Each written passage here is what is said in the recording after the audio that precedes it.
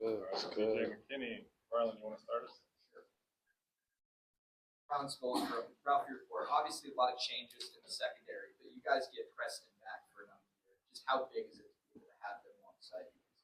Man, that's just gonna make us the best secondary in the country once again. He played a real crucial part of what made our secondary, our defense successful in games. So it just means a lot having him. I could depend on him, knowing he's gonna do his job and be there to make plays. You're a hot topic, and you are one of the more prominent cornerbacks with all your experience last year. When you look at this year, what are kind of your goals and things you want to improve on, and just your focus on that? Definitely be a leader more. Lead. I led by example more last year, but we had guys like 7 and 12, who were more vocal leaders. So I kind of want to step up into that more, being a vocal leader this year. Just making sure my guys know what they're doing, and just be on point every time. Got a couple of new safeties you're going to be rotation. How is it going? Early process, early stages, getting to know those guys, wanting to make a play with them, practice life. Yeah. One of the first things I noticed is that they all love the game. They just love being out there, love working. Just running around, going after the ball and everything. So, like Tafiq, man, he a dog for it. He definitely a student in the game for sure. And then you got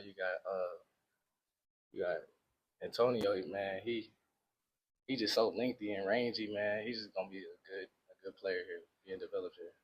How about Carter? Oh, Carter, yeah, Carter is Carter. He's solid, always solid. I can always depend on him for sure too. Yeah, go ahead. DJ, I'm Jack Barlow with SI. Just curious, reflecting on last year, just what were the biggest things you learned about yourself? One of the biggest things I learned about myself is, I gotta always stay in my own, like, stay on myself more. I'm my biggest critique, so I just want to make sure that I keep stacking every day, each day getting better and everything.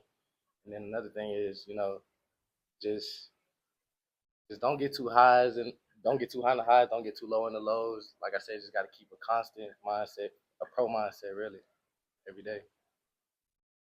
DJ, Brian, how old are you? You mentioned this last offseason, kind of all these goals, and it's kind of inspirational to you. Oh, yeah. Is that something that you thought about this offseason? It's kind of fueled you a little bit? Oh, yeah, most definitely. Make sure you have a great year.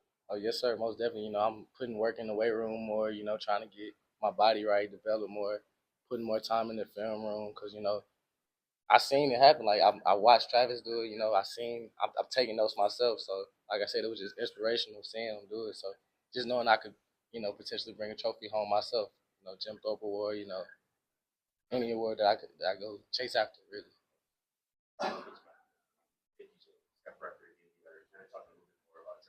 How valuable do you think it was knowing that a lot of times teams weren't trying to throw it in, Yeah. that you got a lot of targets? How valuable do you think that was?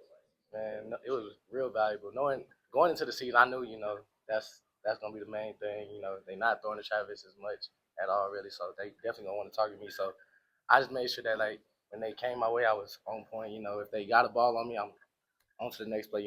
Get ready, get set, do it again.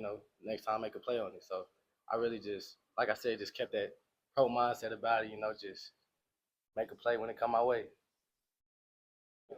DJ, I'm Mr. Tiger, 24/7 Sports. We get to see Colton Hood play quite a bit last season. Now with Travis moving on to the NFL, what have you seen out of him as a team this offseason? Oh, man, he's just growing into more of a dog, man. Honestly, I wish, it was enough DB spots out there for all of us to be out there playing at the same time because, man, like, it's no drop off in that room, especially from last year, but it's still no drop off this year.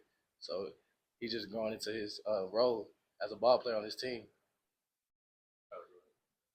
We've heard Coach talk about how good the teacher Coach Mathis is. Just from your perspective, what about Coach Mathis makes him such a good teacher, and what do you like most about working with him? He just keeps the main thing the main thing. He always says, you get out what you put in. So if you put in, this amount of effort and this amount of time into the game, you're going to get what you deserve out of it. So he just really breaks everything down real easy for us, to understand. And then, just keeps it straight all the time. He's not going to beat around the bush. He's going to, talk to us like men, and then just at the end of the day, mentor us.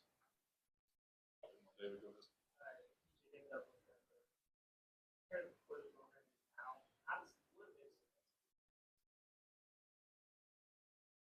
ahead. I would just say, it's more of a culture, like last year's season, we was building, like building more the foundation, standing on it more. And now I think like this year, like we left that legacy, so now we just got to build off even more. We got younger players coming in, so we got to make sure they know what's right, what's wrong, and then just know how to go out there and be a Colorado Buffalo and play up to the expectation.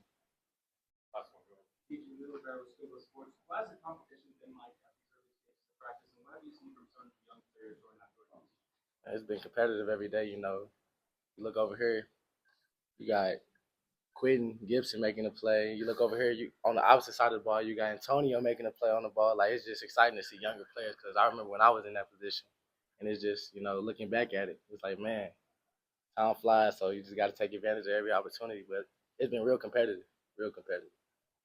All right, thanks, DJ. Appreciate y'all. Thanks.